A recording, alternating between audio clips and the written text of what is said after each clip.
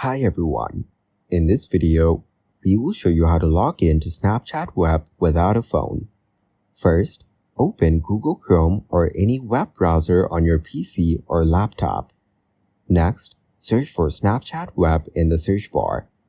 Then click on the first link that appears in the search results to access the official Snapchat web page. Now, enter your username and password in the provided fields. Then click on Login to access Snapchat Web. This will log you into your account without needing your phone. If you want to explore another way, open a new tab in your browser and search for BlueStacks Snapchat. Click on the first link or other relevant links that appear in the results. Download and install BlueStacks, an Android emulator on your PC or laptop. Once installed, open the emulator and download Snapchat from the Google Play Store within BlueStacks.